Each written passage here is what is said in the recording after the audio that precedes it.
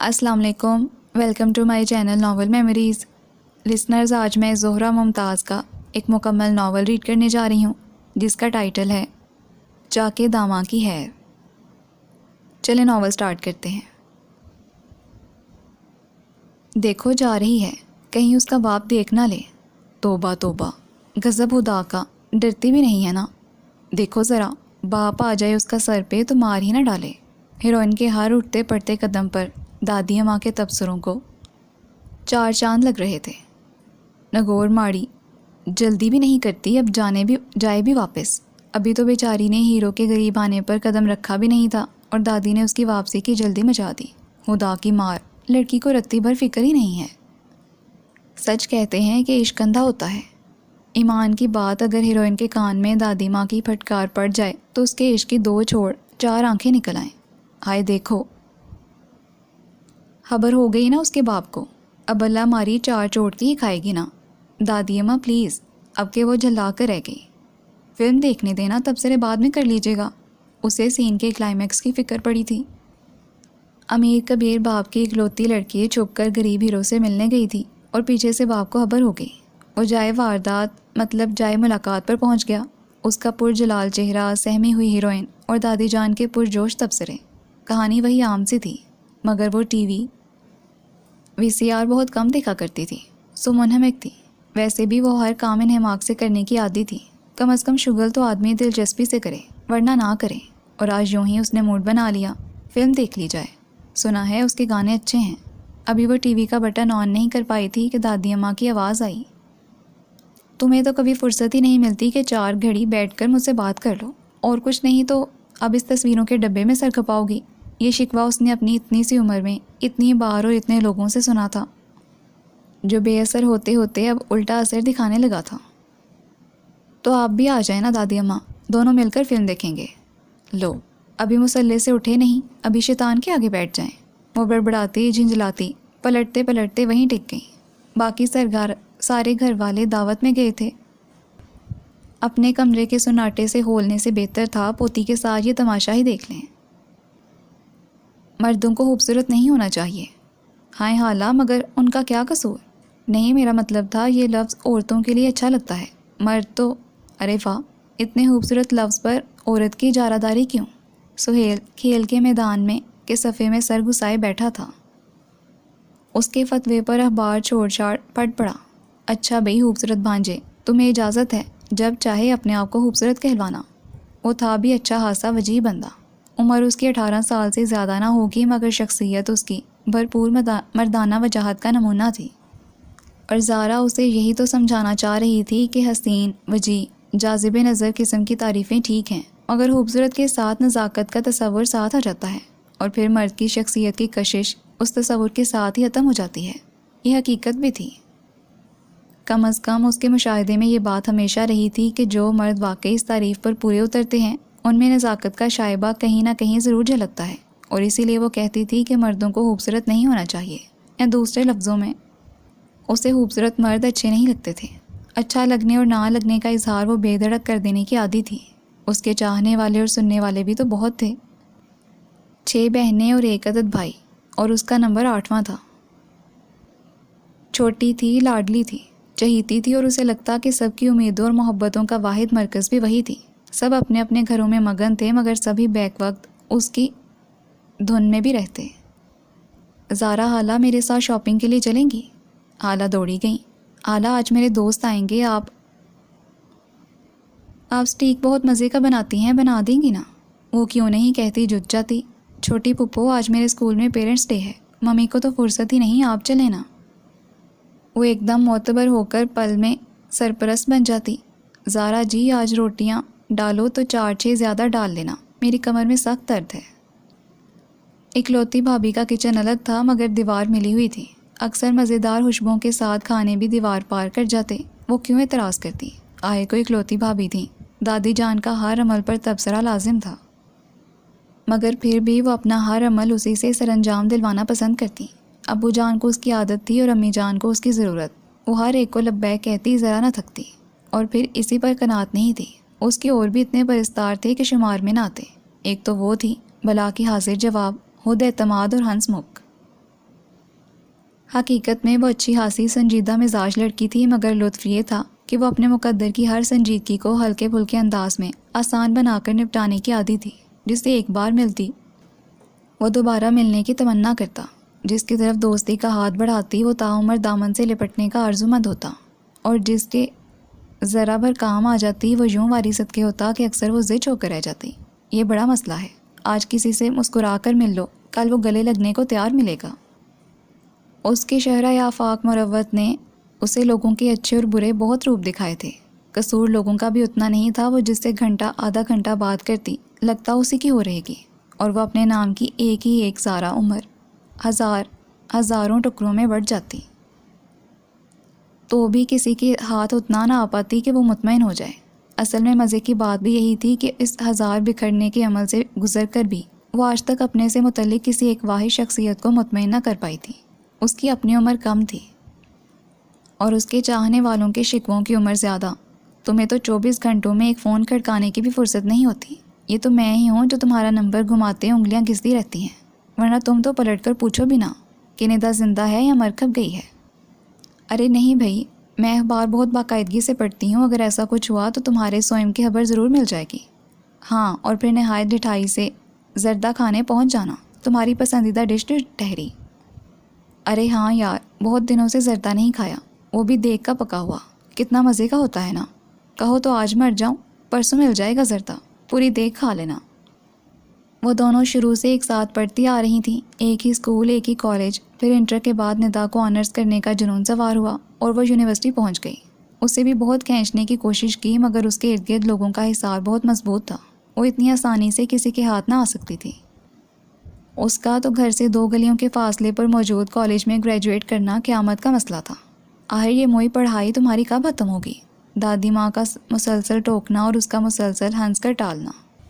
واپسی کیسے ہوگی؟ سنبھل کر جانا اور سنبھل کر آنا۔ امی جان روز نصیحت کرتی، وہ روز تابعداری سے سر ہلا دیتی۔ غضب ہو گیا زارا، میں نے تو آج ہی دیکھا، وہ بمشکل میر تک ہی میر اور مومن ہان مومن کو حفظ کرنے میں کامیاب ہونے ہی لگی تھی کہ بھابھی نے کمرے میں جھانک کر اسے ڈسٹرب کر دیا۔ کیا ہوا؟ وہ بڑی بڑی باتیں سکون سے سننے کی عادی تھی، اور بھابھی چھوٹی چھوٹی باتوں کو مزے سے غضب قیامت کہہ دیا کرتی تھی۔ ارے وہ ہمارا اکلوتا گلاب کا پودا جل گیا۔ جل گیا؟ پھر آگ کہاں ڈالی؟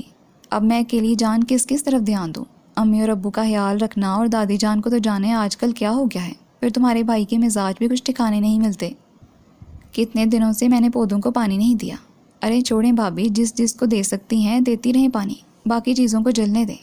اس کا لہجہ ایسا ہی تھا ہمیشہ سے، کسی کو طنز لگتا، کسی کو پیار اور کسی کو بے نیازی، مگر جتنا وہ نظر آتی یا نظر آنے کی کوشش کرتی اتنی بے نیاز وہ ہرگز تھی نہیں۔ بہت چاہت سے اس نے گلاب کا پودا لگایا تھا اور بڑی لگن سے وہ اسے روز پانی دیا کرتی تھی۔ اب وہ مصروف امتحان تھی اور اس کی فراغت کو ترستے کتنے لوگ اس کے پیچھے روز جلتے کٹتے تھے، وہ ان بے ضرر معصوم پھولوں کا کیا غم منا پاتی۔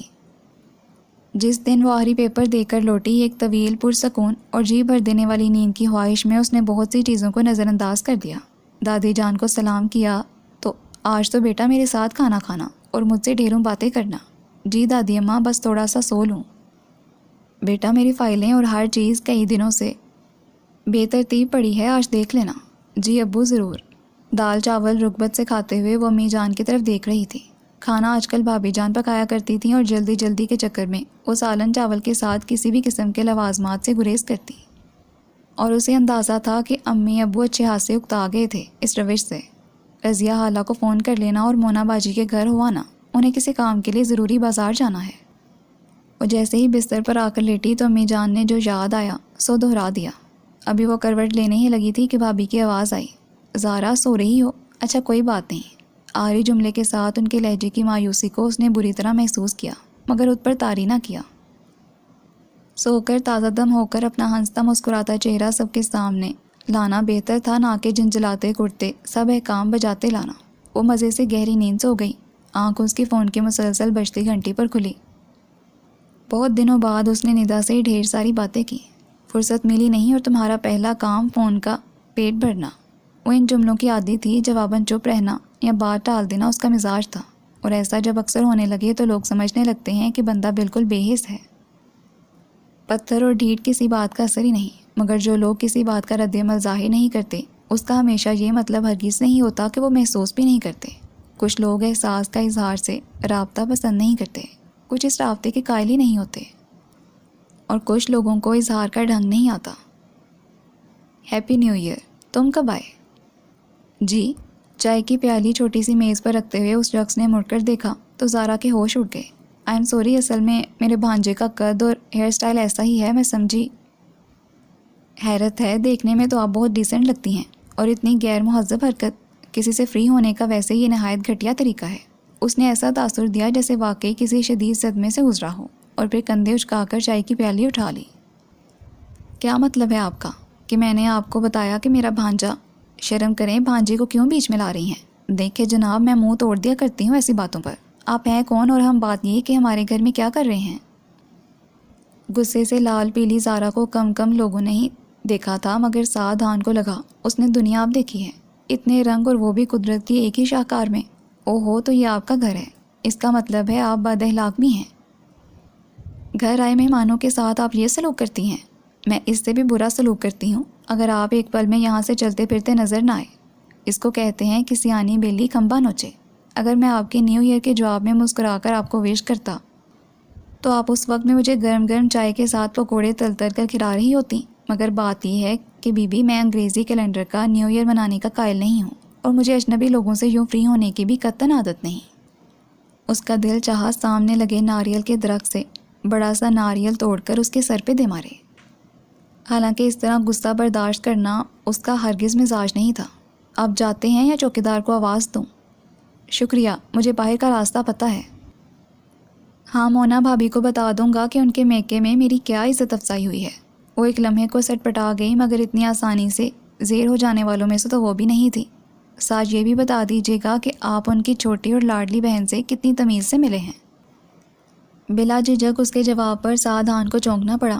لڑکی تیز ہے، اور اب دل ہی دل میں وہ اس کی مزید خوبیاں گننے ہی لگا تھا کہ سہیل کی آواز آئی۔ ابھی سے کہاں چلے سعد چچا؟ نانا جان سے تو مل لیں، وہ یہیں آ رہے ہیں۔ ابو کی آمد کا سن کر وہ ایک لمحے میں وہاں سے کھسک لی، اور اسے اگلے لمحے وہ اپنا غصہ بھول بھال اس کے لیے واقعی پکوڑے تل رہی تھی۔ ظاہر ہے اسے ابو کے پاس آئے مہمان کی خاطرداری کرنی تھی، بے دلی سے کرے یا دل سے، کرنا تو تھا، اور اس کا موقف تھا کہ جب کوئی کام کرنا ہی ٹھہرا تو اسے توجہ سے کرنا چاہیے۔ سو ارد گرد کا موسم اور اس کا مزاج عموماً اس کے کام پر اثر انداز نہیں ہوا کرتے تھے۔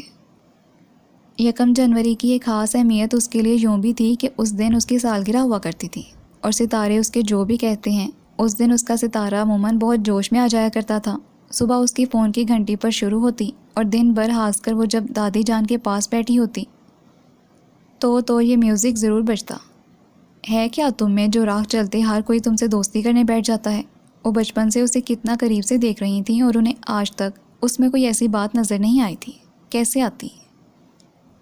وہ کوئی راہ چلتے اس کی 2-4 باتوں یا ایسی دوستانہ مسکراہٹ جیسے کہہ رہی ہو صرف تمہارے لیے ہے سے متاثر تھوڑی ہوتی تھیں۔ وہ حسب عادت مسکرا کر ڈال گئی۔ دادی جی، وہ سنبل نے کیک بھیجا ہے، آپ کھائیں گی؟ بہت مزے کا ہے۔ یہ سنبل اب تمہیں کیک بھی بھیجنے لگی؟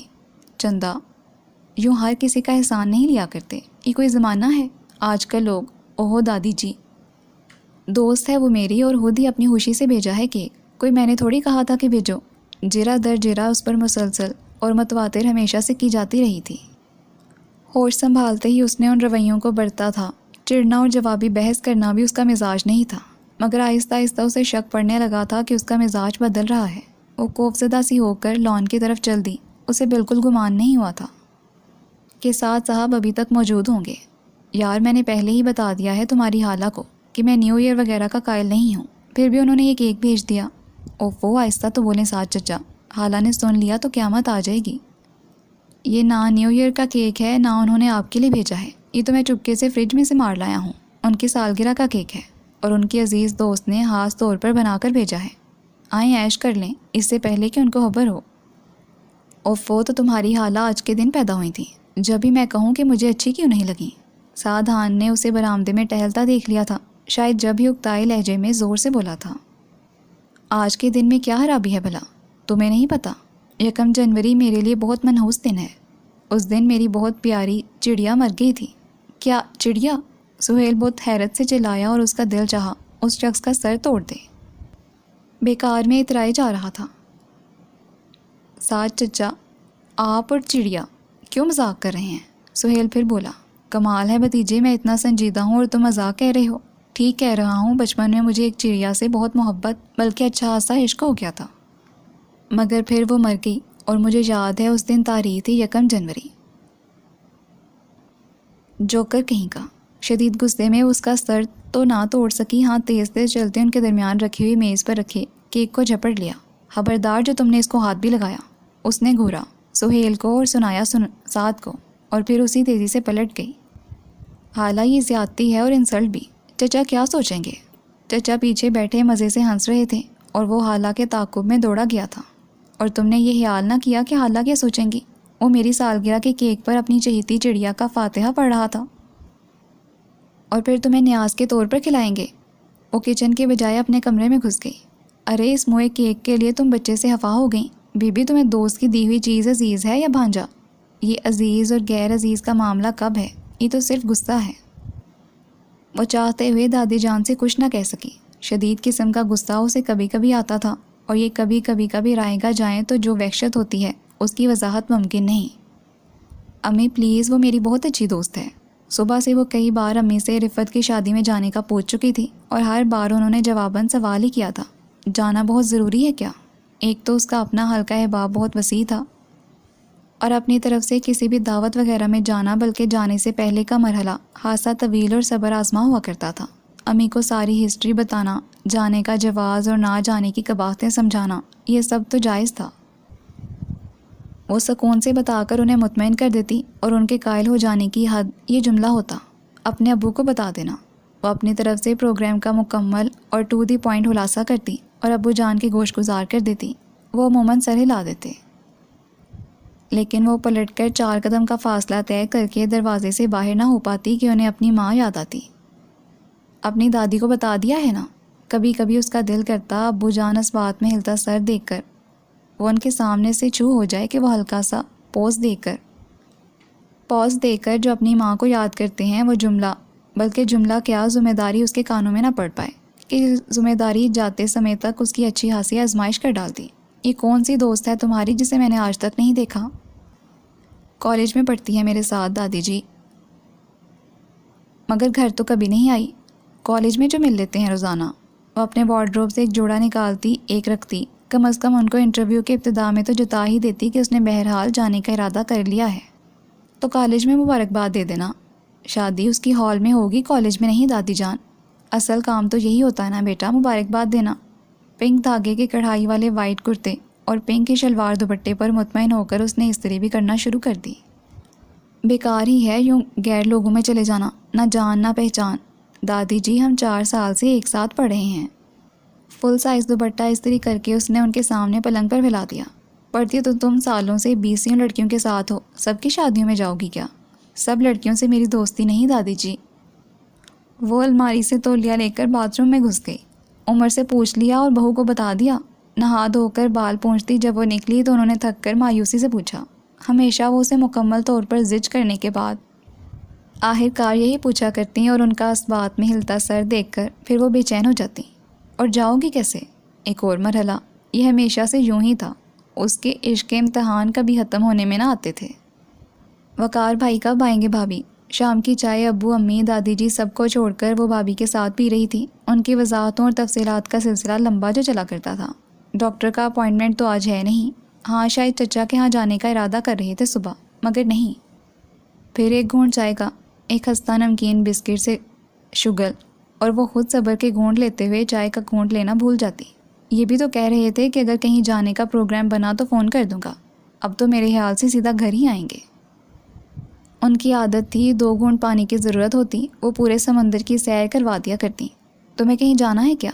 یہ خبر صبح سے اتنی 1000 بار بتا چکی تھی کہ شاید دیواروں کو ازبر ہو گئی تھی، مگر اس وقت وہ کسی دیوار کے آگے نہیں تھی، اپنی اکلوتی چہیتی بھابھی کے سامنے بیٹھی تھی۔ جی وہ رفت کی شادی میں جانا ہے نا، وہ جو پچھلے ہفتے اس کی خالہ کارڈ دینے آئی تھی۔ ارے ہاں، مجھے تو یاد ہی نہیں رہا۔ کتنے بجے جانا ہے؟ تم نے صبح نہیں کہا۔ اب فون کروں گی انہیں تو غصہ کریں گے۔ وہ سکون سے ذرا سی چائے بھی نہ پی پائی تھی، ہر جملے کے اختتام پر وہ اسے لٹکا رہی تھیں۔ وہ اپنی بے تابی قطعاً ظاہر نہیں کر رہی تھی، مگر پھر بھی وہ مزہ لے رہی تھیں۔ ظاہر نہ کرتی تو کیا ہوا، بے قرار تو وہ ہو جاتی تھی۔ یہ ایک تھرڈ کلاس حرکت صحیح، مگر ایک جذباتی انسان کی نفسیات سے کھیلنے میں مزہ بہرحال بہت آتا ہے۔ ٹھیک ہے، میں فون کر کے دیکھتی ہوں۔ چائے کی پیالی اور بسکٹ کی پلیٹ صاف کر کے انہوں نے بمشکل اوکے کہا۔ کرسی کھسکا کر وہ بھی اٹھنے لگی تو انہیں پھر کچھ یاد آیا۔ مگر تمہیں جانا کس طرف ہے؟ مجھے فائزہ باجی سے سوٹ لینے جانا تھا۔ پھر کون سا سوٹ؟ اب کہ اسے جھنجھلانا چاہیے تھا، مگر وہ سکون سے پوچھ رہی تھی۔ کل میلاد میں پہننا ہے فائزہ باجی کے ہاں۔ چلو چھوڑو، کچھ اور پہن لوں گی، تم اپنی تیاری کرو۔ نہ وہ احسان فراموش تھی، نہ احسان نہ ماننے والوں میں سے، مگر بھابھی کی چھوٹے سے چھوٹے کام کی نوک پلک سنوار کر اسے جتانے کی عادت تھی۔ سو یوں اپنے اکلوتے بھائی کو گھنٹہ 2 گھنٹہ کے لیے مستعار لینے کے قابل ہو گئی۔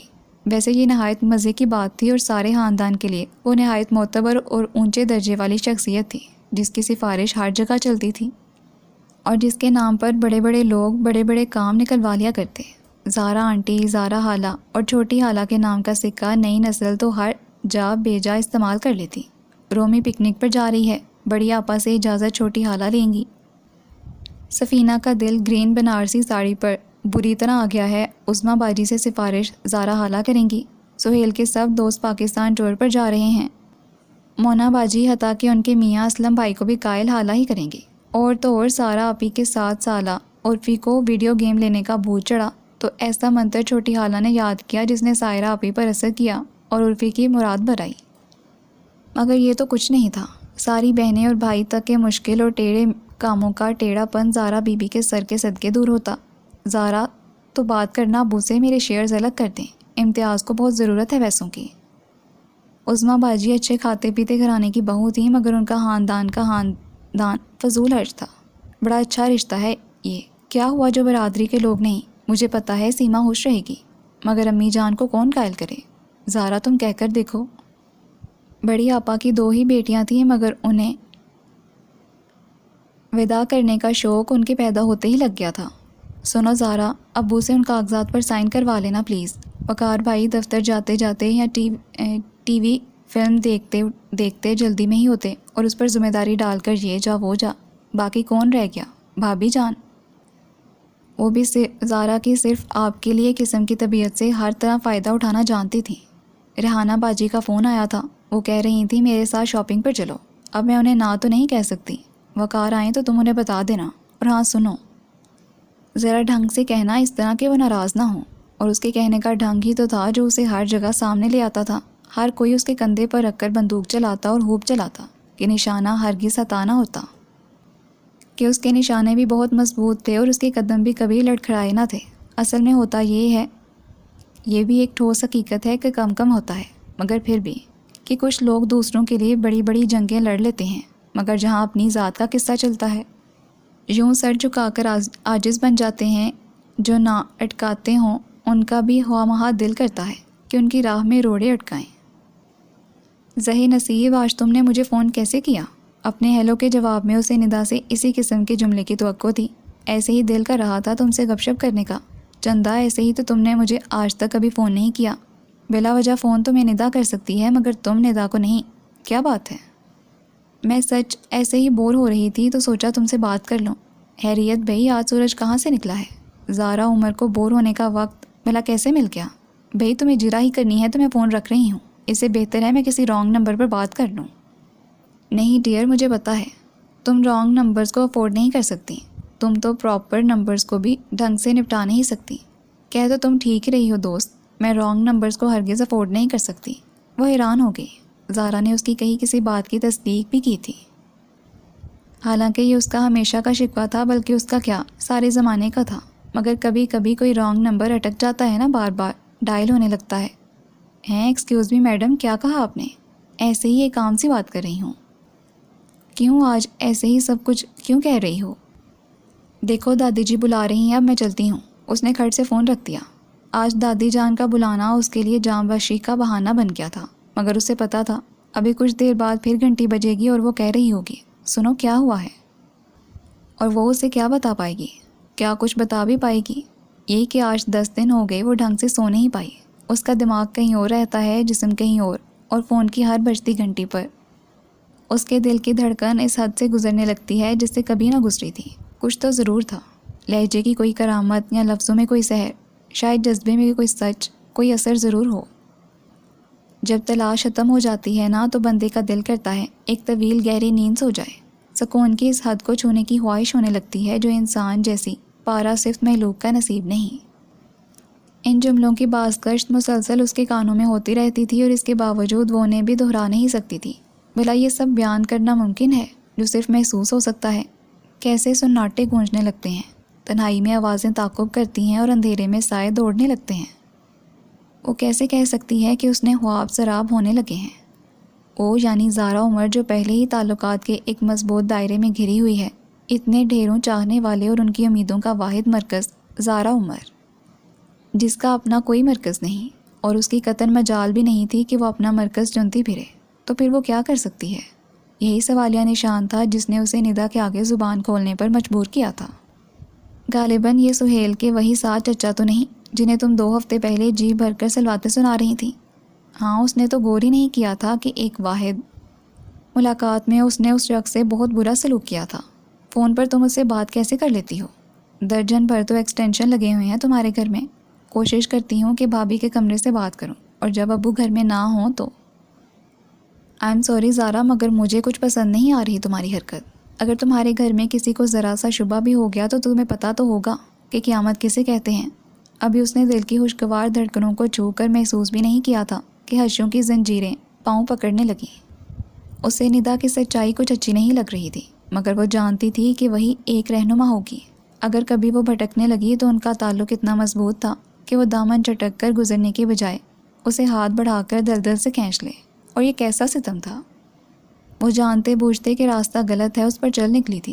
ہاں، یہ حضرت انسان ہی تو ہے جو شعور بھی رکھتا ہے اور بھٹکتا بھی ہے، اور انسانی زندگی کے کئی ہزار پہلو ایسے بھی ہیں جو بیان کیے جائیں تو لطیفہ لگیں اور محسوس کیے جائیں تو ٹھوس حقیقت۔ پہلے 2-4 دن کے وقفے سے فون پر بات ہوتی تھی، پھر ہر دوسرے روز ہونے لگی، اور اب روزانہ ایک محسوس وقت پر وہ گھڑی کی ٹک ٹک اپنے دل پر محسوس کرنے لگتی۔ ادھر گھنٹی بجتی اور ادھر اس کا متردد ذہن گھر کے ہر فرد کے بارے میں کہاں ہے، کیا کر رہا ہے کہ اندازے لگانا شروع کر دیتا۔ دادی جان اپنے وظیفوں میں مشغول ہو گئی ہیں، امی جان سو گئی ہیں، بھابھی جان کتاب یا رسالے میں بری طرح غرق ہیں، اور وہ خود اتنی بہادر ہو گئی ہے کہ چوری کر رہی ہے، اور کسی کو کانوں کان خبر نہیں ہو رہی تو اطمینان کا سانس لیتی مگن ہو جاتی۔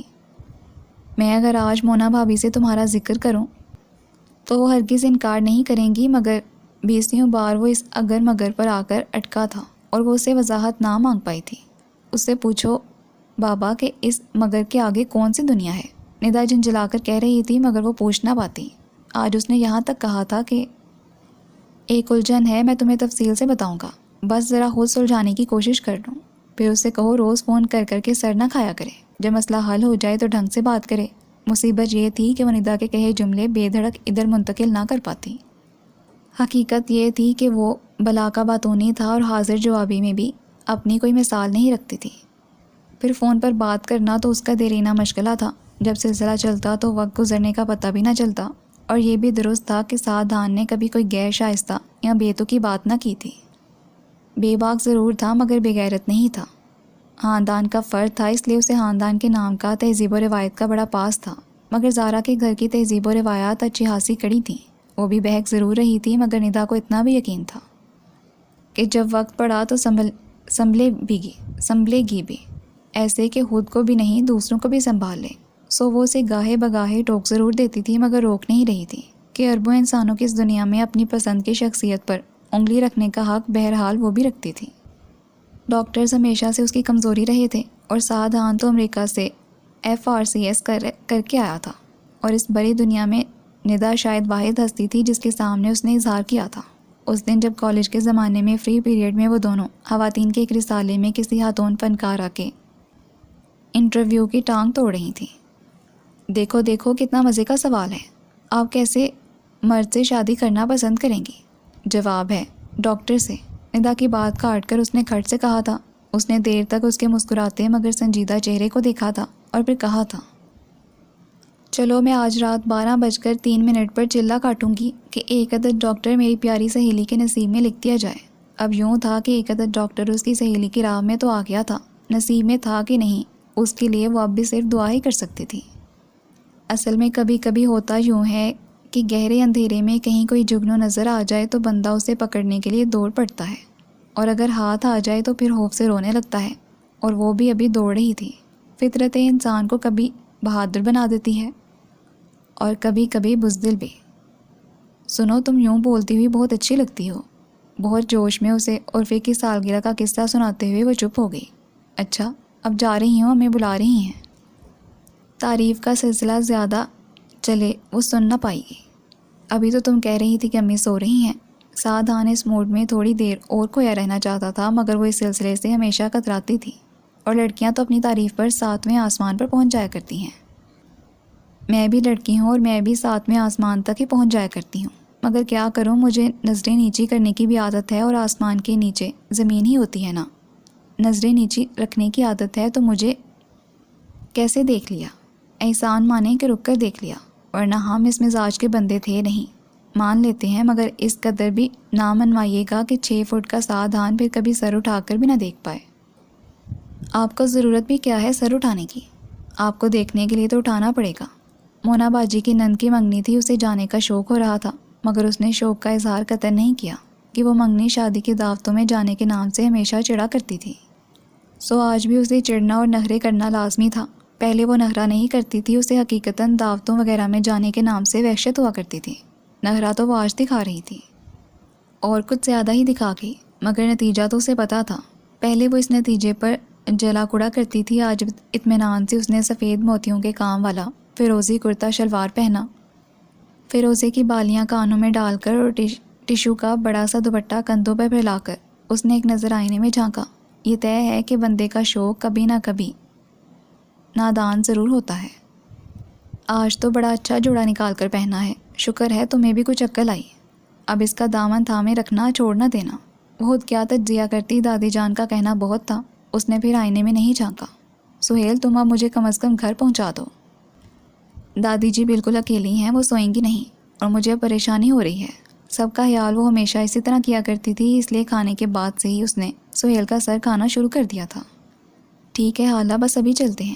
پتہ نہیں اس نے کیمرہ کس کو پکڑایا اور گاڑی کی چابی کس سے لی، اور جب پلٹ کر آیا تو وہ چپ چاپ اس کے پیچھے چل پڑی۔ ابھی وہ گاڑی میں بیٹھی ہی تھی کہ پیچھے سے پھر کسی نے اسے بلا لیا۔ Please حالہ، 1 minute. اس نے سر سیٹ کے پش سے ٹکا لیا۔ اس کا 1 منٹ کئی منٹوں کو ضرب دے کر بنتا تھا، لیکن واقعی اگلے ہی منٹ گاڑی کا دروازہ کھلا اور پھر انجن سٹارٹ ہو گیا۔ آپ، میرا مطلب ہے سہیل کہاں ہے؟ گاڑی گیئر میں ڈالتے اور تیزی سے اسٹیئرنگ گھماتے سعدان کو وہ کیسے روک سکتی تھی؟ اسے مونا بھابی نے روک لیا ہے، بہت کام ہے۔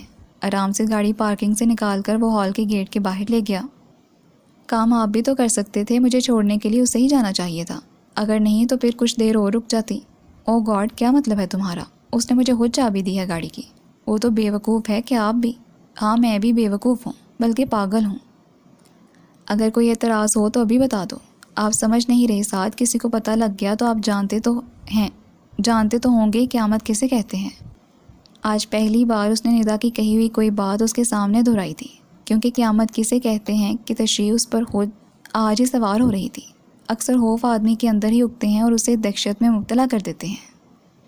اس کا خیال تھا کہ اس کے اپنے اندر چور بیٹھا ہے، جب بھی تو وہ ڈر رہی تھی، ورنہ کم از کم مونا باجی تو جانتی ہی ہوں گی کہ سہیل نہیں تو کون اسے چھوڑنے گیا ہے، اور رات کے اندھیرے میں خاموش سڑک پر دوڑتی گاڑی میں جس شخص کے برابر بیٹھی وہ ظاہر میں تنک اور اندر سے خشک ہو رہی تھی، وہ ایسا بے اعتبار بھی نہیں تھا۔ یار، کبھی تو آدمی کو اپنی سمجھ کر چھٹی دے دینی چاہیے۔ پلیز آپ سیدھے راستے سے چلیں۔ اس نے دیکھا وہ ہوا وہاں میں راستہ لمبا کر رہا ہے۔ دیکھو، مان لیتا ہوں کہ میں نے سہیل سے خود چابی مانگی ہے، اور بے فکر رہو، اس کے سوا کسی کو خبر نہیں، اور میں تمہیں آرام سے گھر کے گیٹ کے باہر چھوڑ دوں گا۔ دادی جان کو کیا پتہ لگے گا کہ تم کس کے ساتھ آئی ہو؟ میں اس طرح کی چوریوں کی قائل قطعاً نہیں ہوں سعدان، اس نے ایک ایک لفظ پر زور دے کر کہا۔ میں بھی اس کا قائل نہیں، مگر تم سوچو، تم میرے ہاتھ کس طرح آ سکتی تھی؟ مجھے تم سے کچھ باتیں کرنی ہیں۔ اور چپ چاپ اندھیری سڑک کو دیکھتی رہی۔ یار، اس طرح منہ بنا کر بیٹھی رہی تو میں تم سے کیا بات کر سکوں گا بھلا؟ اور سوچو، یہ سفر تو کتنا تھوڑا ہے، ابھی ختم ہو جائے گا۔ وہ اب بھی کچھ نہیں بولی، ہاں ہلکی سی گردن موڑ کر اس کی طرف دیکھا۔ خیر رہنے دو، اگر میں نے تمہارے تیوروں کی پرواہ کر لی تو وہ بات جس کو کہنے کے لیے میں نے یہ خطرہ مول لیا ہے وہ جائے گی۔ بات تو فون پر بھی ہو جاتی مگر سامنے بیٹھ کر شاید بات کی حقیقت بھی سمجھ میں آ جائے۔ ایسی کیا بات ہے جس کے لیے اتنی تمہید اور ایسی صورتحال بنانی پڑ گئی؟ اس دن میں سہیل سے 1 جنوری کے بارے میں جو کہہ رہا تھا وہ تم نے سنا تھا؟ اس نے موڑتے ہوئے ایک نظر اس کی طرف دیکھا۔ وہ حیران تھی مگر اس کے چہرے پر جیسے سب تھا، اور تم نے ہرگز یقین نہیں کیا تھا۔ حد ہو گئی، اس فضول سی بات کی وضاحت کرنی تھی کیا؟ اس نے قدرے برہمی سے نفی میں سر ہلاتے سوچا۔ اور میں کہوں کہ یقین کر لو پھر بھی نہیں کرو گی؟ اس بچگانہ لطیفے پر یقین کر لوں، یہی بات کہنی تھی آپ کو؟ وہ مکمل خفگی سے بولی۔ کبھی کبھی ان بچگانہ لطیفوں میں بھی کچھ حقیقت ہوتی ہے زارا، اور جن لوگوں کی زندگی میں ان کی حقیقت ہوتی ہے ان کی شخصیت میں کہیں نہ کہیں جھول رہ جاتا ہے۔ میں امریکی یونیورسٹی سے ڈگری یافتہ نوجوان، یقین کرو کہ بچپن میں ایک چڑیا کے عشق میں مبتلا ہوا تھا، اور اس طرح ہوا تھا کہ اس کے مرنے کا دن مجھے آج تک نہیں بھولا۔ اس دن میں اتنا رویا اور پھر اتنا بیمار ہوا کہ دنوں بستر سے نہیں اٹھ سکا، اور آج بھی جب 1 جنوری کا سورج طلوع ہوتا ہے تو میں جلتو جلالتو کا ویٹ کرنا شروع کر دیتا ہوں۔ سارا دن مجھ پر ایک انجانا سا خوف سوار رہتا ہے کہ آج کچھ نہ کچھ ضرور ہوگا، اور کئی بار یہ خوف درست ثابت ہوا ہے، کئی بار۔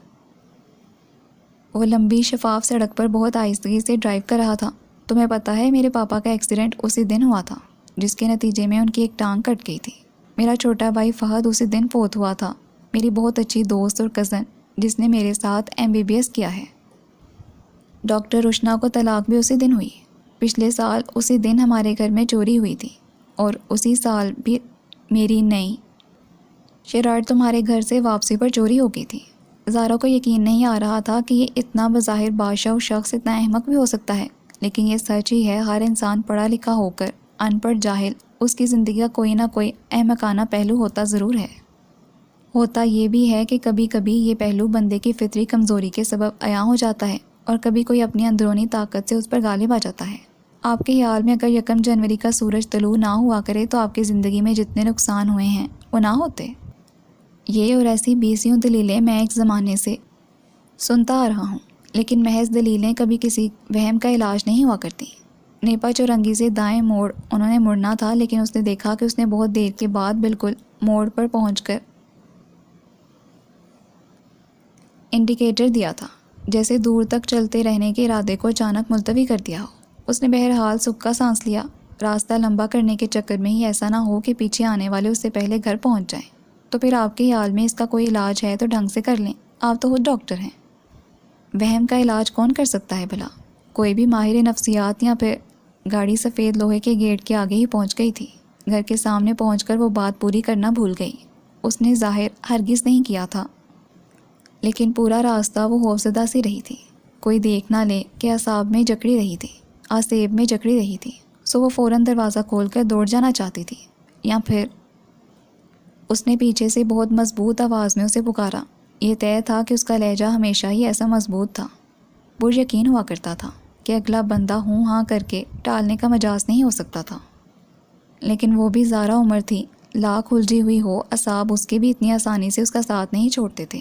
یا پھر کوئی محبت کرنے والا، اس کا جوابی لہجہ بھی اتنا ہی پورا اعتماد تھا۔ اگلے لمحے وہ گاڑی سے نکل کر گھر کی طرف بڑھ گئی۔ رات تم سعد کے ساتھ اکیلی گھر چلی گئیں؟ وہ رشتہ دار ضرور ہے اور ہے بھی اچھا لڑکا، مگر تمہیں پتہ ہے امی ایسی باتوں پر بہت خفا ہوا کرتی ہیں۔ مونا باجی، میں نے تو سہیل سے کہا تھا کہ چھوڑ آؤ، اور آ رہا ہوں کرتے کرتے اس نے اپنے چچا کو بھیج دیا، تو میرا کیا قصور؟ یوں تھا کہ نہ اس نے کوئی ڈیٹ ماری تھی نہ کوئی غلط حرکت کی تھی، مگر جانے کیا تھا اندر کی پشیمانی نہیں جا رہی تھی۔ ساری رات تو وہ جانے کی سفریت سے چمٹی رہی، گھڑی بھر کو نہ سو سکی، اور ایسے میں اگر کوئی ٹوک دے تو شرمندگی چڑ میں بدل جاتی ہے۔ میں تو یہ کہہ رہی تھی کہ احتیاط اچھی چیز ہوتی ہے، سہیل تو بچہ ہے مگر تم کو تو عقل ہونی چاہیے نا۔ اچھا خیر، اب کوشش کرنا کہ امی اور دادی جان کو ہوا نہ لگے، ورنہ تمہیں تو خبر ہے وہ قیامت سے کم کوئی معاملہ نہیں کریں گی۔ حد ہو گئی، جس کو دیکھو قیامت کو یاد کر رہا ہے۔ آخر ایسی کیا بات کر دی ہے میں نے؟ سارا دن وہ جھنجھلائی رہی، فون کی بجتی گھنٹی پر بھی کان بند کر لیے۔ رات 8 بجے تک یہ میوزک وقفے سے بجتا رہا، اور بھابھی مسلسل شکوہ کرتی رہی کہ فون کرنے والے کو میری آواز قطعی پسند نہیں آ رہی۔ بیچارہ ہر بار میرے ہیلو کے جواب میں مایوس ہو کر فون رکھ دیتا ہے۔ وہ بغیر کوئی دلچسپی لیے ان کے لطیفے یا طنز کو انسو نہیں کرتی رہی۔ ویسے بھی فون کے معاملے میں ہر شکایت اسی سے منسوب کی جاتی تھی اور بیچارہ کہہ کر وہ اس گمنام فون کی صنف بھی جتا چکی تھی۔ سنو زارا، میں نے آج تک اپنے اس وہم کو کسی کے ساتھ شیئر نہیں کیا سوائے رشنا کے۔ میرے گھر والے بھی اس قصے کو یاد ضرور کرتے ہیں، لیکن صرف ایک مذاق کے طور پر۔ کوئی نہیں جانتا کہ ہر نئے سال کا پہلا دن میں کس اذیت میں گزارا کرتا ہوں۔ کیا تم جاننے کے بعد سمجھ سکی ہو زارا اس اذیت کو جس میں مبتلا ہوں، یہ جان کر کہ تم 1 جنوری کو پیدا ہوئی تھی؟ کبھی آپ یقین اور بے یقینی کے دوراہے پر اس طرح کھڑے ہوئے ہیں؟ وہ سوچ رہی تھی کہ واقعی اتنی فضول سی بات کسی کی زندگی پر اس طرح محیط ہو سکتی ہے، اور جب اسے کوئی سرا نہ ملا تو اس نے ندا کو یاد کیا۔ کچھ لوگ اتنی طاقت رکھتے ہیں جو ہمیں وقت کے کسی ایسے لمحے میں جس میں ہم پھنس کر رہ گئے ہوں اس سے نکال سکتے ہیں۔ اور اس کا نمبر ڈائل کرتے ہوئے اچانک اسے یاد آیا کہ وہ 1 ہفتے کے لیے لاہور گئی ہوئی ہے اپنے ماموں کی شادی پر۔ او خدا، ابھی کل صبح ہی تو اس نے فون کر کے خدا حافظ کہا تھا، اور وہ 24 گھنٹوں میں اتنی اہم بات بھول گئی۔ اور صبح سے لے کر اب تک وہ کتنی معمولی باتیں بھول رہی تھی۔ دادی اماں کے لیے دودھ میں چینی ڈالنا یاد نہ رہی، اور امی جان کو اس نے میٹھی چائے پلا دی۔ وہ تو عرصہ ہوا چینی میں ملی چائے کا ذائقہ ہی بھول گئی تھی۔ جب بھی تو بولی تھی، بیٹا یہ آج چائے اتنی عجیب سی کیوں لگ رہی ہے؟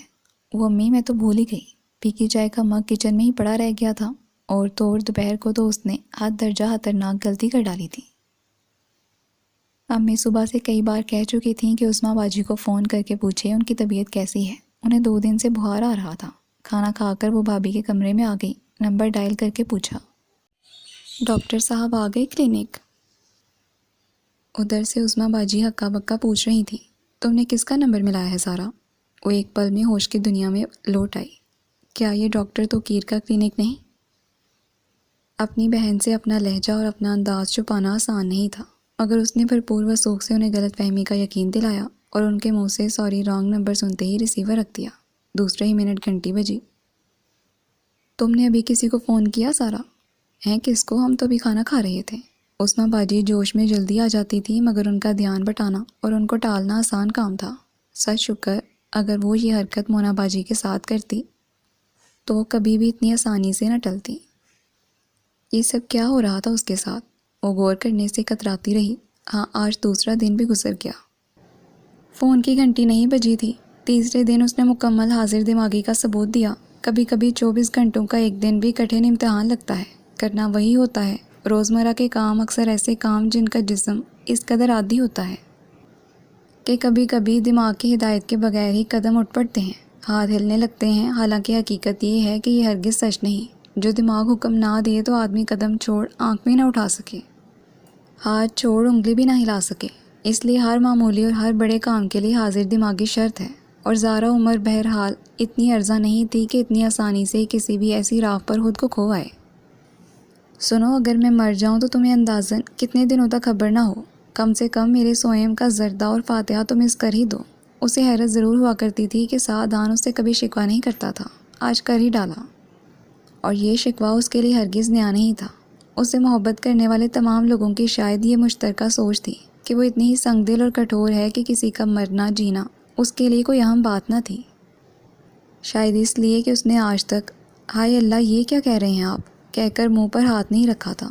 وہ چپ چاپ اپنے دل پر ہاتھ رکھ لیا کرتی تھی، مگر اس کی کسی کو کیا خبر۔ راز کی بات ہے، مگر آپ کو بتائی دیتی ہوں کہ زردہ میری پسندیدہ ترین سویٹ ڈش ہے۔ یار ویسے تو میرا دل چاہتا ہے میں تم سے بات کر لیتا ہوں، مگر کبھی کبھی بات کرنے کا دل کرتا ہے تو خواہش ہوتی ہے کہ سلسلہ دوسری طرف سے چلے۔ ساتھ آپ کو پتہ ہے میں اتنی آسانی سے آپ کو فون نہیں کر سکتی۔ کبھی کبھی کسی کے لیے مشکل میں بھی پڑ جانا چاہیے۔ جو رہتا ہی مشکل میں ہو مزید مشکلات میں پڑنے کا کیسے سوچ سکتا ہے؟ کچھ مشکلات کو برتنے میں مزہ ملتا ہے، مزے کی تاثیر بہت جلد خود بخود مٹ جاتی ہے، اور مشکلات کی تلخی کو خود اپنی انگلیوں کی پوروں سے کھرچ کر مٹانا پڑتا ہے۔ اس کا لہجہ مایوس ہوتے ہوتے اب تلخ ہو چلا تھا۔ کیا بات ہے، آج بہت تلخ ہو رہی ہو؟ کہیں کوئی گڑبڑ ہو گئی ہے کیا؟ جو گڑبڑ کا بانی ہو وہ خود آپ سے پوچھے کہ کیا ہوا ہے، تو برداشت کی جس حد سے نبٹنا پڑتا ہے اس سے کبھی نبٹ کر دیکھے، زندگی کا ایک جلتا ہوا پہلو نظر میں آئے گا۔ سعدان نے ایک بار بھی جاننے کی کوشش یا خواہش نہیں کی تھی کہ اس دن کی ملاقات یا پھر اس کی باتوں نے اس پر کیا اثر کیا تھا۔ وہ تو خود جیسے اپنی الجھن کا بوجھ اس کے کندھوں پر ڈال کر ہلکا ہو گیا تھا، اور وہ حقیقت میں تو وہ اب تک بیچ راہ میں کھڑی پیچھے چھوڑ کر آنے والے اور آگے کو جانے والے راستوں کی طوالت کو ناپنے میں لگی پڑی تھی۔ یوں ہوتا ہی ہے جب بندہ آنکھ بند کر کے کسی راستے پر چل پڑے اور پھر اچانک کسی ٹھوکر سے آنکھ کھل جائے تو گھپ اندھیرا اور لمبا سفر نظر میں آ جاتا ہے۔ ابتدا تو نادانی میں ہو جاتی ہے، جب کوئی خوشبو دامن میں بسی ہو تو ایسے ہی بندہ تھوڑی دیر کو آنکھیں موند کر مدہوش ہو جاتا ہے، لیکن انتہا اس کی ہمیشہ ایک مسلسل اذیت کی ابتدا ہوتی ہے۔ ٹھیک ہے، جب انتہا یہی ہے تو اس سے دور کیا بھاگنا۔ 1 2 3 دن اسے مشکل لگا، لیکن اب وہ مسلسل بجتی فون کی گھنٹیوں کو سکون سے نظر انداز کر سکتی تھی۔ یہ راستہ ہی ایسا ہے جو اس کو چھو لے اسے شدید جھٹکا لگتا ہے، اور پھر ایک برقی لہر تمام عمر جسم میں سرسراتی ہی رہتی ہے۔ یوں ہی تو نہیں ہے؟ کچھ لوگوں کو چھو کر لگتا ہے کہ ان پر ایک کپکپی سی طاری ہے، ہاں، مگر ساری انگلیاں ایسی مسیحا نہیں ہوتی کہ اس کرنٹ کو محسوس کر سکیں، اور سارے لوگ زارا عمر جیسے مضبوط نہیں ہوتے کہ جس راہ پر آنکھیں بند کر کے پڑ گئے ہیں اس پر ہی باہوش و حواس پیٹ موڑ کر چلنے لگیں۔ میں دوڑ سکتی ہوں ساری عمر پیچھے کی طرف، اس طرح سے کبھی نہ بھی نکلی تو دور ہو جاؤں گی، اس نے بہت بسوک سے ندا سے کہا، اور ندا کو بھی اس بات پر ہرگز شک نہ تھا۔ ٹھیک ہے، لیکن تم ایک بار اس سے بات تو کر لو، صرف اس پروپوزل کا ذکر کر دو اس سے، جس پر کچھ دنوں میں تمہارے گھر والے بلاخر متفق ہو جائیں گے۔ ہو سکتا ہے وہ، مت الجھاؤ مجھے، پھر ہو سکتا ہے کہ بھنور میں۔ دوست، میں کبھی بھی اس بات میں پہل نہیں کر سکتی جس کا اظہار سعدان کو خود پہلے کرنا چاہیے، بھلا جو مجھے خود نہ مانگے میں اسے ایسی پیشکش کیسے کر سکتی ہوں؟ وہ الجھا ہوا ہے یار، یہ ذرا سی بات شاید اس کے لیے آسانی کر دے۔ اس نے چائے کا گھونٹ لینے کے لیے پیالی منہ تک لے جاتے ہوئے واپس رکھ دی۔ وہ مرد ہو کر ذرا سی الجھن سے نہیں لڑ سکتا تو میں کیوں اس کی خاطر اپنی زندگی میں مزید الجھنیں پیدا کروں؟ عظمیٰ باجی کے پڑوس میں رہنے والے کرنل صاحب بہت دنوں سے اپنے صاحبزادے کے لیے عظمیٰ باجی اور شکیل بھائی سے کہہ رہے تھے، اور اب باقاعدہ پروپوزل بھیجا تھا۔ وہ سن رہی تھی، دیکھ رہی تھی، اور جو کچھ ہو رہا تھا اسے بھی سمجھ رہی تھی، لیکن اسے پتا تھا وہ کچھ کرے گی نہیں، وہ کچھ کر بھی نہیں سکتی تھی۔ تکیے میں منہ دے کر رونا اسے نہیں آتا تھا، اور اپنی مشکل کسی اور کو سمجھانا اس کا شیوا نہیں تھا۔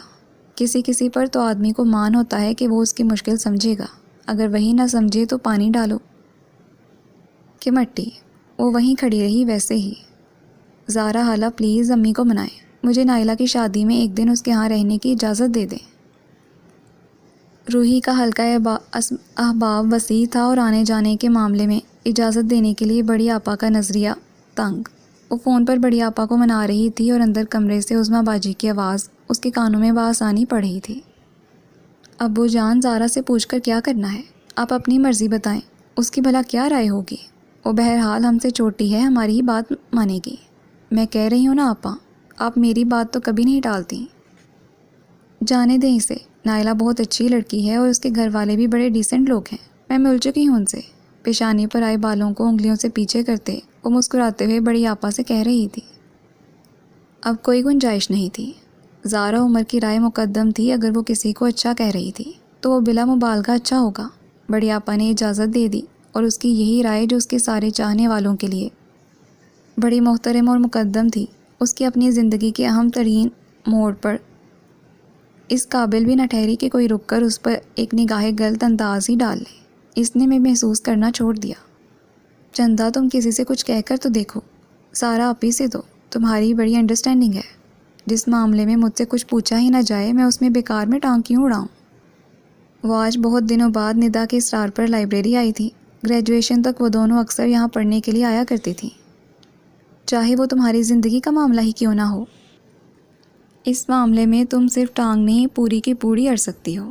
لائبریری کی سیڑھیوں پر گود میں 2 موٹی موٹی کتابیں رکھے بیٹھی ندا کو اس نے پورا گھوم کر سر سے پیر تلک دیکھا۔ I don't believe it. یہ تم کہہ رہی ہو ندا؟ اتنا غلط مشورہ؟ تم جو مجھے کئی دنوں سے ہوش دلانے کو ہزاروں دلیلیں دیتی آ رہی ہو، اب ہوش میں آئی ہو تو کہہ رہی ہو کہ اڑ جاؤں؟ مگر کس بات پر اڑ جاؤں؟ کس برتے پر اڑ جاؤں اور کس کے لیے؟ تمہارے خیال میں تم ہوش میں آ گئی ہو، اور میرا خیال ہے کہ یہ جو تھوڑے بہت تمہارے حواس تمہارے ساتھ ہیں نا، وہ بھی چند دنوں میں تمہارا ساتھ چھوڑنے والے ہیں۔ بھلا بتاؤ، تمہیں یہ بھی خبر نہیں کہ 2 دن ہوئے سعدان کا پرپوزل تمہارے گھر پہنچ چکا ہے؟ ہیں؟ کب؟ کیسے؟ مجھے تو کسی نے بتایا ہی نہیں۔ وہ تو اس طرف سے اس کا ہر دیا بجھا کر مکمل اندھیرے میں تھی، اور ندا کہہ رہی تھی کہ چراغ نے خود چل کر اس کے در پر دستک دی ہے۔ وہ واقعی ہوش میں نہیں تھی۔ تم پتہ کرنے کی کوشش کرو تو کوئی تمہیں بتائے بھی، جبکہ وہ تمہیں بتانے کی کوشش میں بلا ناگاہ ٹیلی فون کے ڈائل پر اپنی انگلیاں گھستا رہتا ہے۔ اسے تم نے سننا ہی چھوڑ دیا ہے۔ اسے لگ رہا تھا کہ اس کی سمجھ میں کچھ بھی نہیں آ رہا، مگر بہرحال کچھ بھی سمجھنے کی کوشش وہ ندا کے سامنے ہی کر سکتی تھی۔ ویسے بائی دا وے، تم سعدان کے معاملے میں سنسیئر کیسے ہو گئی ہو؟ پہلی بات تو یہی تھی جو اس کی عقل میں نہیں آ رہی تھی۔ زارا عمر، تم جس معاملے میں ہوش و حواس سے جاؤ، میں اس میں مخلص کیسے نہ ہوں؟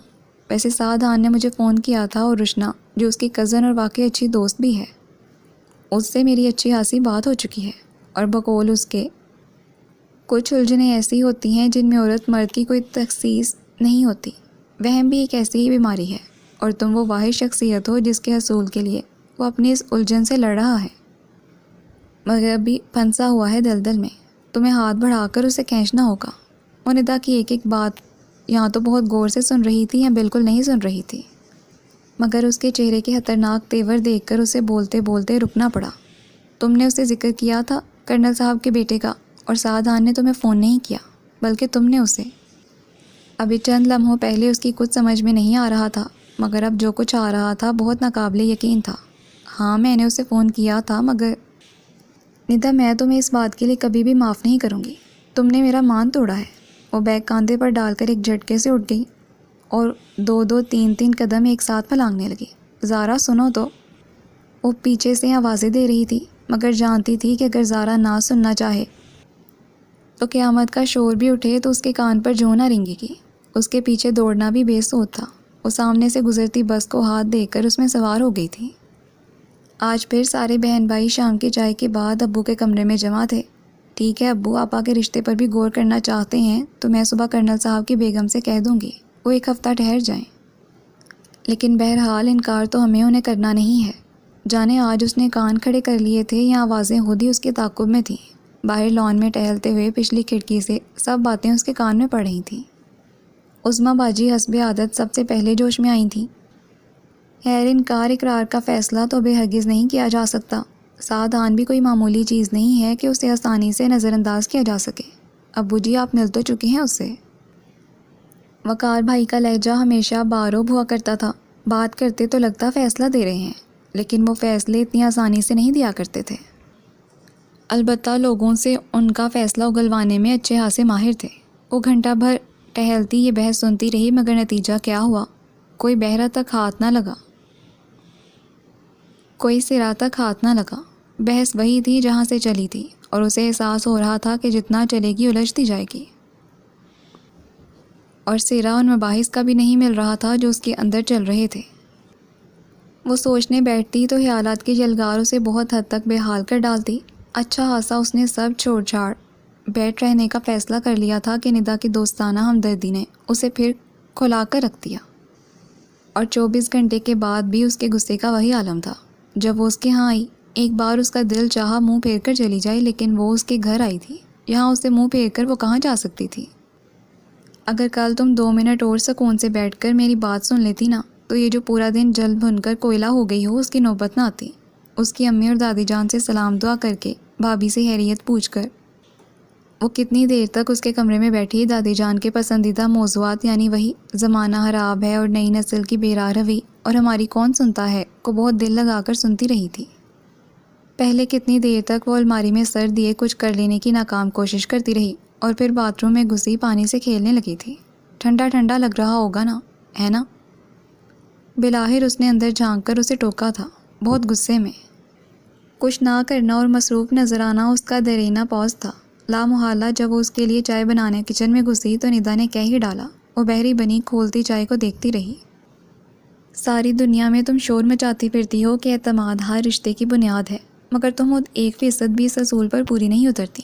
غصہ مجھے تم پر آنا چاہیے، تم نے کس طرح سوچا اور مسلسل سوچے جا رہی ہو کہ میں ندا علی یعنی تمہاری دوست کوئی ایسی بات کر سکتی ہوں جو تمہارے وقار کو مجروح کرے. مجھے کوئی شوق نہیں ہے شیو بڑھائی ہیرو اور روتی سسکتی ہیروئن کو ملوانے کا. آئی سمجھ؟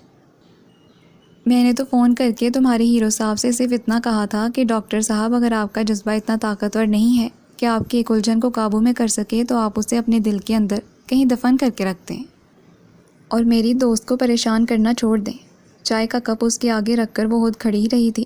بہت دیر بعد وہ کچھ بول سکی. آئی ایم سوری ندا، تمہیں پتہ ہے میرا دماغ کتنا الجھا ہوا ہے. نو سوری، تمہیں بھی پتہ ہے مجھے اس لفظ سے چڑ ہے. ہاں، جب تمہارا دماغ ذرا سلجھ جائے تو غور کرنا کہ اگر میں تم سے کہوں کہ تم نے میرا مان توڑا ہے تو فون کی گھنٹی اسی وقت بجی. اس نے بہت دنوں بعد ویسے ہی احتیاط سمیت فون اٹھایا. دیکھو، بغیر قصور کے کسی کو سزا دینا زیادتی کی انتہا ہے. آپ کو کوئی ضروری بات کہنی ہے کیا؟ اس وقت تو تم بولو اور میں سنتا ہوں، یہی اہم ترین بات ہے. ٹھیک ہے، پھر فون رکھ رہی ہوں. زارا، کیا کسی قسم کی کوئی آس بھی نہیں دلاؤ گی؟ بھلا میرے ہاتھ میں کیا ہے جو آس اور امید کی بات کروں؟ پتہ نہیں یہ ٹھیک بھی ہے یا نہیں. بہرحال میرا خیال ہے کہ صرف تم ہی میری الجھن کو مجھ سے بہتر طریقے سے سمجھ سکتی ہو، اور یہ بھی میرا ہی خیال ہے کہ اب اس کا حل صرف تمہارے ہاتھ میں ہے. وہ اس بات پر بھی کھل کر ہنسنا چاہ رہی تھی مگر اگلی طرف سے فون بند ہو چکا تھا. اس نے سر اٹھایا تو ندا سامنے ہی بیٹھی تھی. اس نے کل رات روشنا سے کہا تھا کہ اس سلسلے کے اچھے انجام کی اسے ہرگز توقع نہیں، مگر میں نے روشنا سے کہا کہ اس کا خیال بالکل غلط ہے. تم بتاؤ کون ٹھیک ہے؟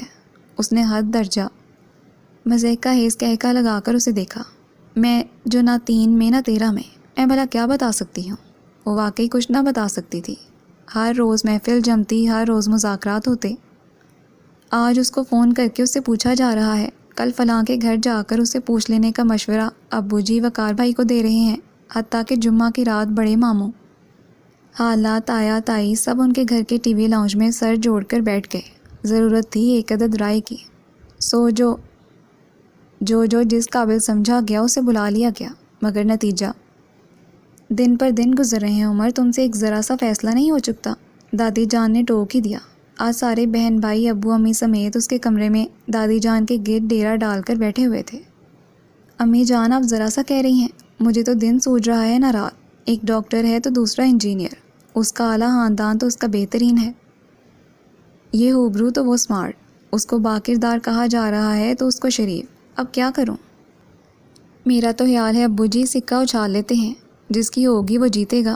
وقار بھائی نے کچھ جھنجھلا کر کہا تو ابو جی اور دادی جان سمیت سب ہنسنے لگے اور اپنے کمرے کی کھڑکی کے نیچے دائیں طرف بیٹھی زارا عمر کا دل چاہا کہ گھٹنوں میں سر رکھ کر پھوٹ پھوٹ کر روئے. الجھ کر سارے خاندان سے سر ٹکرائے، کسی ایک کو بھی اس کا خیال نہیں آ رہا. اتنے لوگوں میں کوئی بھی نہیں سوچ رہا کہ پیچھے دیوار سے لگی بیٹھی زارا عمر ایک عاقل و بالغ اور پڑھی لکھی لڑکی ہے. کم از کم اقرار یا انکار میں گردن ہلانے کا شعور ضرور رکھتی ہے، اور شریعت میں بھی کہیں نہیں لکھا ہوا کہ یوں اس کی زندگی کا سلسلہ چلے اور اسے دیوار کے پیچھے بیٹھا چھوڑ دیا جائے. کیا کسی کو اس کا واقعی خیال نہیں آیا؟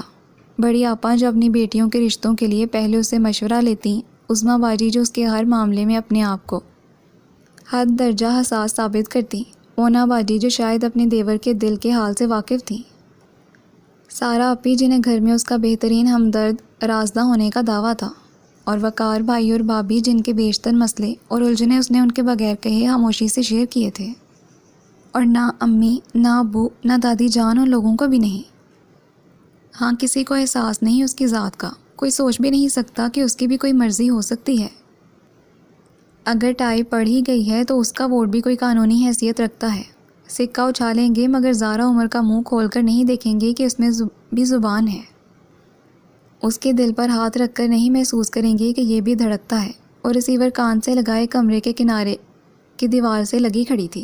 تو تم کیوں منہ کھول کے اپنی زبان کو زحمت کلام نہیں دیتی؟ ندا اس سارے سلسلے سے حد درجہ بیزار ہو گئی تھی. بھئی تم دیوار کے پیچھے سر جھکائے بیٹھی رہو گی تو کسی کو کیا حق نظر آؤ گی؟ سامنے آؤ اور لوگوں کو اپنے ہونے کا احساس دلاؤ. وہ روز اس کو ایک ہی مشورہ دے رہی تھی. کیا کروں؟ لوگوں کے کندھے ہلا کر ان سے کہوں کہ سنو میں بھی تو ہوں. ہاں تو کیا حرج ہے اگر اسی طرح اپنا آپ منوا لو. یہ کبھی ممکن نہیں کہ میں اس طرح اپنا آپ ان لوگوں کو محسوس کراؤں. جنہیں میں اپنی ذات کا حصہ سمجھتی ہوں، اور آج اگر اس طرح سی بات کو تم نے ناک کا مسئلہ بنا لیا تو ساری عمر خود اپنے آپ کو محسوس کرنے سے بھی کتراتی رہو گی۔ ایک بار زارا عمر، ایک بار چند الفاظ، چند جملے بول جاؤ کسی بندے کے سامنے جس پر تمہیں بہت مان بھی ہو اور جس کے بارے میں تمہارا خیال ہو کہ وہ تمہارا بھرم بھی قائم رکھے گا۔ وہ کیا کہے کہ مان تو اسے سب پر تھا، بھرم تو اس نے بھی ہمیشہ ہر کسی کا رکھا تھا، مگر دیکھو سادھان اگر ناکام ہوا تو مر تو نہیں جائے گا، مگر ابھی یوں ہے کہ اس کی زندگی میں ایک الجھن ہے، پھر یہ الجھن اس کی زندگی ہوگی۔ ندا نے فون رکھ دیا تھا مگر وہ کتنی دیر تک ریسیور تھامے بیٹھی رہی تھی۔ وہ سب کی باتیں سمجھتی ہے، محسوس کر سکتی ہے، اور اس کی ایک ذرا سی بات سے صرف یہ تمنا تھی کہ بن کہے بنا ظاہر ہوئے اس کی بات رہ جائے۔ ایسا ہوتا ہے نا جب آپ الجھ کر پاگل ہو رہے ہوں اور ایک ہی چار دیواری میں رہنے والے آپ سے 1-2 انچ کے فاصلے پر چلنے والے آپ کے برابر بیٹھے ہوئے، آپ سے باتیں کرتے ہوئے، آپ کے ساتھ کام کرتے ہوئے ذرا بھر آپ کی کیفیت کو محسوس نہ کر سکیں۔ ندا کی باتوں کا اس پر اثر تھا، سو آج سارا دن وہ اسی جستجو میں رہی کہ ایک ایسے جملے کو ترتیب دے لے، چند لفظ ایسے جوڑ کر کسی سے کہہ دے۔ دادی جان کو کھانا دیتے ہوئے وہ کئی بیکار باتیں بولتی گئی، مگر ان سے کچھ کہنا۔ میں تو پہلے ہی کہتی تھی یہ فلمیں VCR دیکھ دیکھ کر آج کی نسل کے دیدوں کا پانی بالکل مر گیا ہے۔ لو بھلا، لڑکیاں بھی کبھی اپنے بیاہ شادی کے معاملوں میں کچھ بولی ہیں؟ وہ جرجری لے کر اپنے ذہن کو جھٹکنے لگی، امی جان کو اور درزی کے پاس سے آئے کپڑوں کی فہرست بتاتے ہوئے، اور بھابھی جان سے حالہ کے گھر ہونے والی دعوت کی روداد سنتے ہوئے بھی اس نے کئی بار رک کر غور کیا۔ رات کے کھانے کے لیے روٹیاں ڈالتے ہوئے بھی اس نے سوچا آج وہ 2-4 روٹیاں زیادہ ڈال لے، اور بھابھی تیار گرم گرم روٹیاں دیکھ کر یقیناً نہایت خوشگوار حیرت سے پوچھیں گی، کیا بات ہے زارا، بغیر کہے یہ عنایت؟ اور وہ کہہ دے گی، کیا کہہ دے گی؟ تف ہے اس پر اور اس کی سوچ پر، اس نے جھنجھلا کر آج روٹیاں ہی نہیں ڈالیں، دادی جان آج ڈبل روٹی کھا لیں گی، اور امی ابو چاول، اور وہ خود غصہ۔ یہ ناممکن ہے، وہ کبھی کسی سے ایسی کوئی بات نہیں کہہ سکتی۔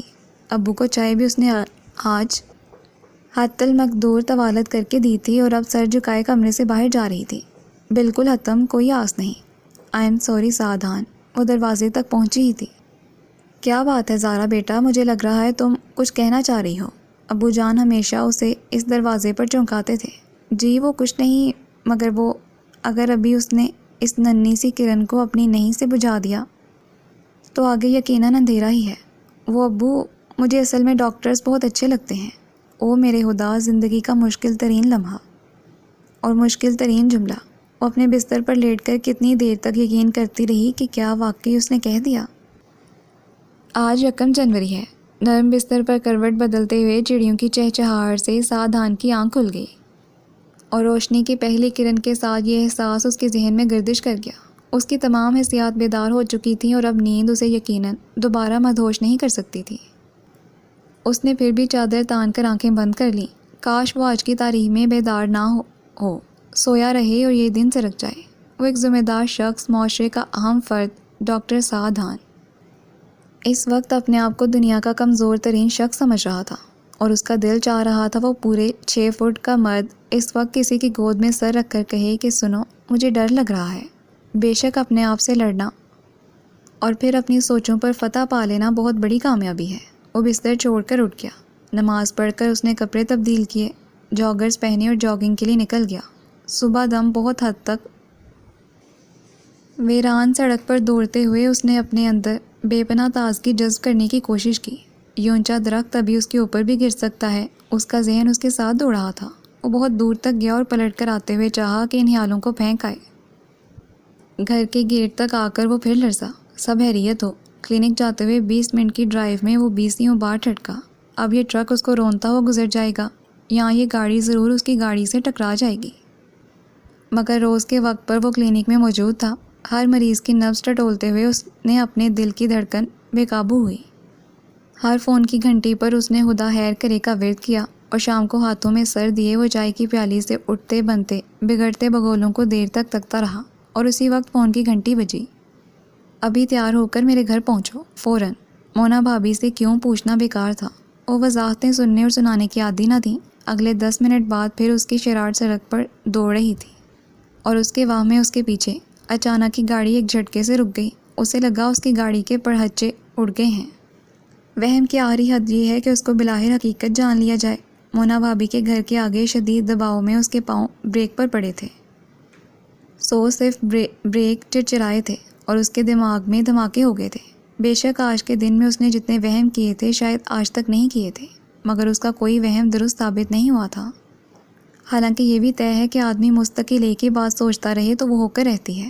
اگلے گھنٹے وہ اپنے والدین، بھائیوں، بہنوں اور بھابھیوں کے ہمراہ زارا عمر کے خوبصورت لان میں بیٹھا بہت سے ہنستے مسکراتے چہروں کو دیکھتا ایک پر اٹک گیا تھا۔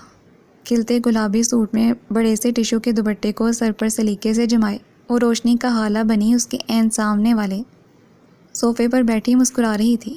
نازک سی انگوٹھی اس کے ہاتھ میں ڈالنے سے پہلے اس نے سرگوشی کی، ہیپی برتھ ڈے، اور پھر اس لمحے انگوٹھی پہناتے اس کا ہاتھ پھر لرز رہا تھا۔